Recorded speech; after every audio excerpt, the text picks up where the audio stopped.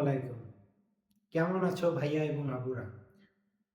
কেমন হলো তোমাদের বাংলা প্রথম পত্রের পরীক্ষা? আশা করি ভালো হয়েছে। আর যদি খারাপ হয় তাহলে চিন্তা কি? বাংলা সেকেন্ড পত্রে যদি মোটামুটি একটা ভালো মার্ক তুলতে পারো আর দুটো মিলিয়ে যদি 160+ মার্ক তুলতে পারো তাহলে বাংলা প্রথম পত্র এবং বাংলা দ্বিতীয় পত্র দুটোতেই জিপিএ 5 চলে আসবে। বাংলা দ্বিতীয় পত্রে জিপিএ 5 পাওয়ার অনেক সোজা ট্রিক্স আজকে তোমাদের সাথে শেয়ার করব। বাংলা ব্যাকরণের অংশে 30 মার্ক বরাদ্দ আছে। এই 30 মার্কের মধ্যে উচ্চারণ যদি স্বরে অ এবং এ ধ্বনিটা পড়ে যাও, ইনশাআল্লাহ তুমি কমন পাবে।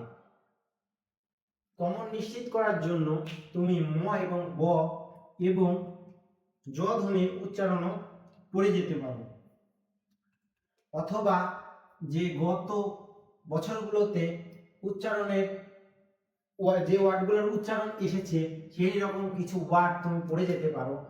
সেখান থেকে যদি পাঁচটাই তোমার মনে হয় যে তুমি পারবে, তাহলে ওইটাও উত্তর করা সবচেয়ে সহজ এবং এর মাধ্যমে তুমি অনেক বেশি সময় বাঁচাতে পারবে। কারণ এই উপরের যে ধ্বনির নিয়মগুলো আছে, এই 5টা নিয়ম লিখতে তোমার অনেক সময় চলে যাবে, কিন্তু এই 5টা যদি শব্দের উচ্চারণ লেখো তুমি অনেক তাড়াতাড়ি শেষ করতে পারবে। স্যাররাও খাতা দেখে অনেক খুশি হয়ে যাবে, তাদেরও মার্ক দিতে সুবিধা হবে। এই একইভাবে বানানে থেকে বাংলা একাডেমির প্রণীত বাংলা ব্যাকরণের 5টি নিয়ম লিখো, এটাও আসতে পারে, অথবা যে কোনো 5টি বানানে শুদ্ধ করে লিখো, মানে অশুদ্ধ বানান দেওয়া থাকবে, তোমাদেরকে শুদ্ধ করতে হবে। এছাড়া বাংলা ব্যাকরণের শব্দ শ্রেণী থাকবে। শব্দ শ্রেণী কি এই প্রশ্নটা থাকতে পারে, কত প্রকার এবং কি কি, বিশেষ্য বিশেষণ ক্রিয়াপদ কি এবং শ্রেণী বিভাগ লিখো। এটা একটু গুরুত্ব সহকারে করে যেও। অথবা অনুচ্ছেদ বা বাক্য হতে চিহ্নিতকরণ। অনুচ্ছেদ ও বাক্য চিহ্নিতকরণে তোমরা বাক্যে বা অনুচ্ছেদ সম্পূর্ণটা তুলে লিখবে, তাহলে তোমাদের স্যাররা মার্ক দিতে কোনো সমস্যা বা চিন্তা করবে না। একজন মনে করো তুলে লিখছে আর তুমি না তুলে লিখছো, স্যাররা দুজনকে মার্ক দিবে, কিন্তু পরবর্তীতে যেসব রিটেন অংশ আছে, নির্মিত অংশ আছে, সেসব অংশতে যে তুলে লিখছে তাকে স্যাররা একটু বেশি প্রায়োরিটি দিবে তোমার তুলনায়, কারণ তুমি এইসব জায়গায় তুলে লেখনি। বাংলা শব্দ গঠন, উপসর্গ কাকে বলে এটা প্রায় প্রতি বছরই আসে, তার প্রয়োজনীয়তা ব্যাখ্যা করো। এছাড়াও এর সাথে আসে ব্যাস বাক্য সহ সমাস নির্ণয় করো। এটা 5টি থাকবে, পাঁচটি সমাস নির্ণয় করে ব্যাস বাক্য লিখতে হবে। বাক্য তত্ত্ব, সব গঠন ও অর্থ অনুযায়ী বাক্যের প্রকারভেদ লিখতে হবে, অথবা 5টি বাক্য তোমাকে পরিবর্তন করে লিখতে হবে। বাংলা ভাষা অপপ্রয়োগ এবং শুদ্ধ প্রয়োগ, এখানে বাংলা ভাষার কিছু অপপ্রয়োগ থাকবে যেগুলো তোমাকে শুদ্ধ করে লিখতে হবে। এটা বাক্যও থাকতে পারে, অনুচ্ছেদেও থাকতে পারে। এটাও তোমরা তুলে লিখলে স্যারদের তোমাদের খাতার প্রতি ভালো একটা ইমপ্রেশন ক্রিয়েট হয়। এখন তোমাদের সাথে আমি নির্মিত অংশের যে 70 মার্ক রয়েছে সেই 70 মার্ক নিয়ে আলোচনা করব। পারিভাষিক শব্দ মানে বিদেশি কিছু শব্দ দেওয়া থাকবে, তোমাদের ওই শব্দের বাংলা অর্থ লিখতে হবে, অথবা একটি অনুচ্ছেদ বা কিছু বাক্য দেওয়া থাকবে, ওই বাক্যের বাংলা অংশগুলো লিখতে হবে।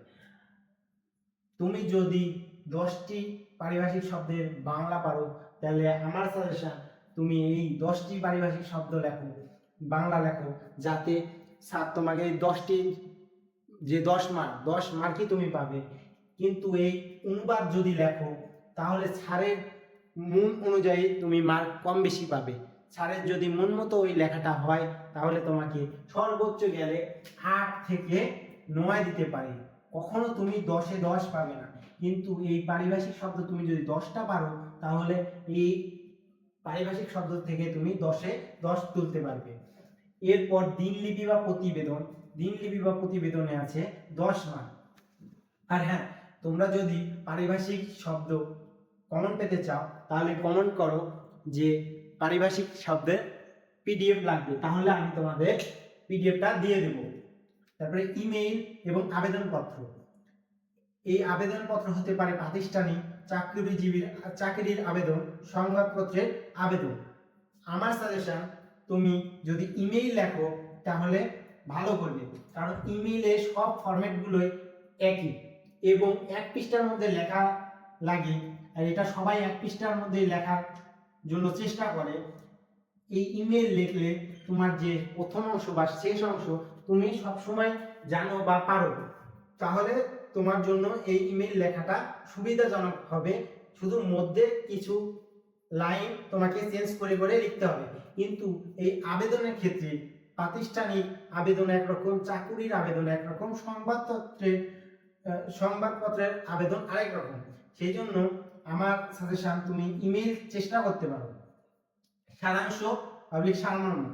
সারাংশ সারমর্ম যদি তোমার মনে হয় তুমি এর মূল বিষয়টা বের করতে পেরেছো, তাহলে তুমি সারাংশ সারমর্ম লেখো। আর এটা যেন যা দেওয়া আছে তার থেকে অর্ধেকের কম হয়, তাহলে স্যারদের মনে করো মার্ক দিতে সুবিধা হবে এবং স্যাররা টোটাল মার্কটা দিবে।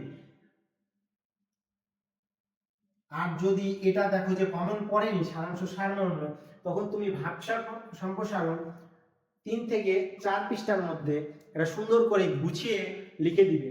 তাহলে আশা করা যায় তুমি 8 থেকে 9 মার্ক পেয়ে যাবে।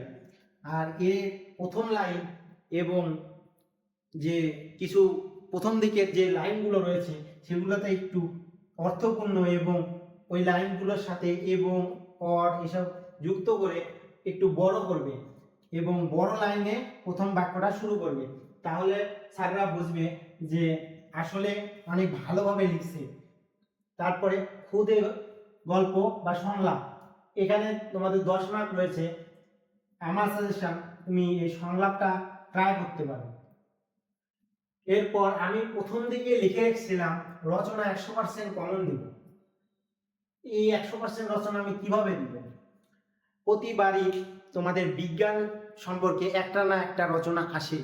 আধুনিক জীবনে বিজ্ঞান, বিজ্ঞানের প্রয়োজনীয়তা, বিজ্ঞানের সুফল কুফল, বিজ্ঞান আমাদের জীবনে কিভাবে প্রভাব ফেলে, এই বিজ্ঞান রিলেটেড প্রশ্ন অবশ্যই প্রতি বছরই প্রত্যেকটা বোর্ডে আসে। আর তুমি যদি এই বিজ্ঞান সম্পর্কে কিছু একটু পড়ে যাও, তাহলে তুমি অবশ্যই অনেক সুন্দর করে লিখতে পারবে।